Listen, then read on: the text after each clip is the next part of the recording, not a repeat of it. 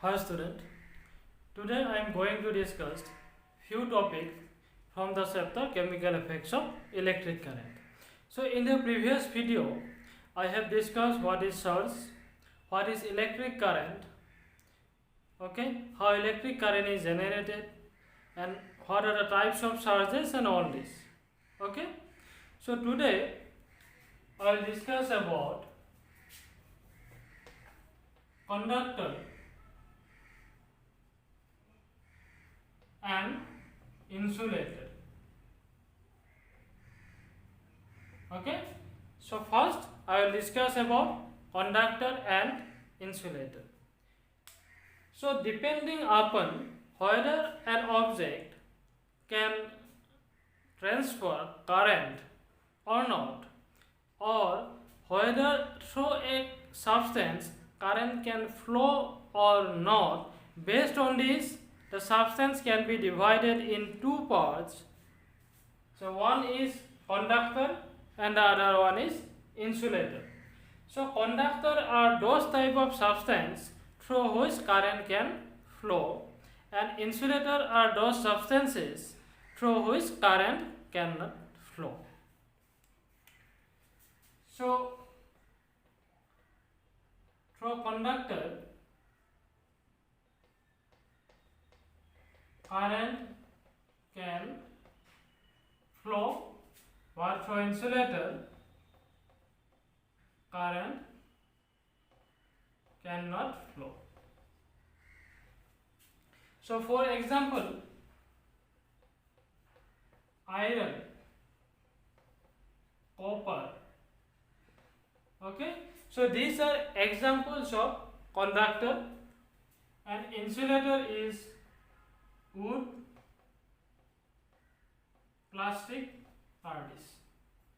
That means through iron and copper current can pass, so it is named as conductor, but through wood and plastic current cannot flow, and that is why they are termed as insulator.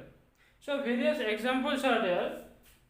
In conductor we can also take salt solution. Okay, conductor may be liquid. It is not like that the conductor is always a solid, but conductor can be a liquid also.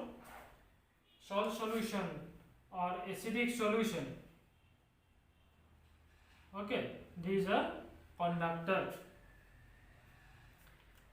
This copper, so all the wire that is used in our home for connecting bulb or fan, all this. So for connecting this, we always use copper wire. Okay, that means through copper current can pass more easily. That is why. So this is conductor and insulator.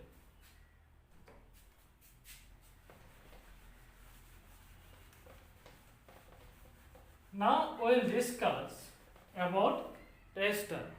So how can we make a tester to check whether through a substance current can pass or not?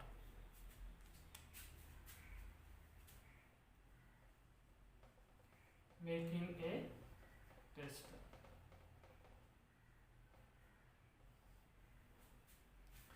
So for that we have to make an electrical circuit. Suppose it is our bulb.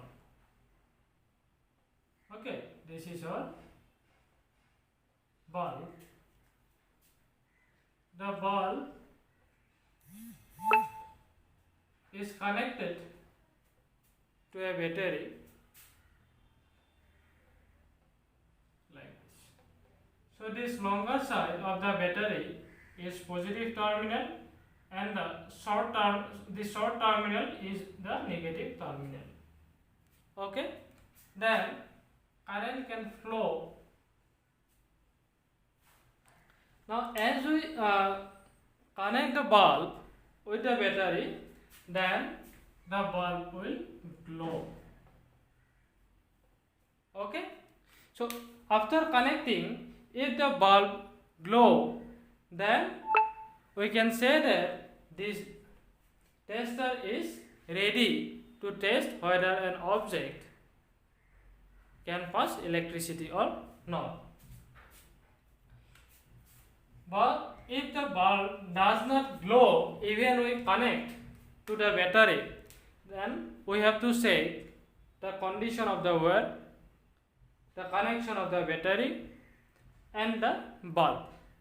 So the bulb may get fused, due to which it may not be glow, or if there is any breakage in the conducting wire, okay, or if the battery is not connected properly, then also the bulb does not glow.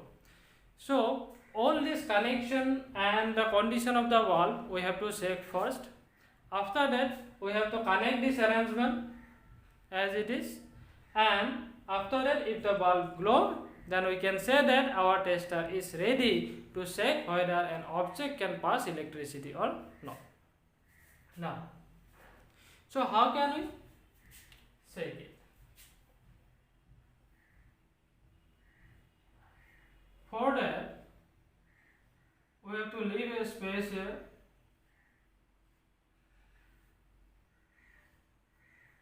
Okay. Now, if we keep the tester like this, there is an open space. Okay. Here, this point and this point. Suppose we term as point A and point B. At the first stage, A and B is not connected. Suppose we need to check an iron bar. This is the iron bar. Now we have to check whether this iron bar can pass electricity or not. Now for that, we have to place the iron bar here so that we can fill up this gap. Okay. Now when we fill up this gap, if the bulb glow, then we can say that this iron bar can pass electricity. Okay. Now in place of iron bar, if we place a wood here, okay, if we fill up the gap by a wood, then the bulb will not glow. So it means the wood cannot pass electricity. Okay. So in this way we can say whether an object can pass electricity or not by using this tester. Okay. Now by using this tester, we can also check whether a liquid can pass electricity or not.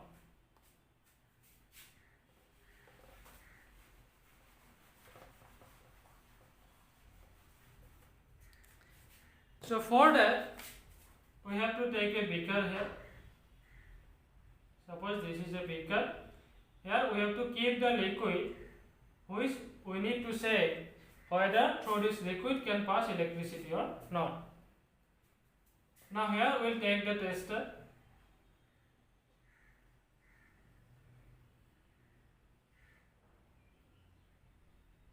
Here is the battery. Like that. Okay. So this is the open space here. A and B. This, the part which is open, we have to dip into the water, this open space. So first suppose we take distilled water. Distilled water in the beaker. That means these 2 point A and B are connected by this distilled water. So in this case, we will see that the bulb will not glow. That means the distilled water cannot pass electricity. Now in place of distilled water, if we take a salt water, that means if we add some salt in the distilled water, it will become a salt water, and then we will see that the bulb will glow. So after adding some sugar on this beaker or with this distilled water, the bulb will glow. that means salt water can pass electricity. Okay. So in this manner, here we can take various liquid, for example lime juice, vinegar, acid solution, basic solution. Okay, various type of liquid we can take here to check whether electricity can pass or not. So if we take any one of these in this beaker, we will see that the bulb will glow. Okay. So this is how we can make a tester and check whether an object or a liquid can pass electricity or not. Okay.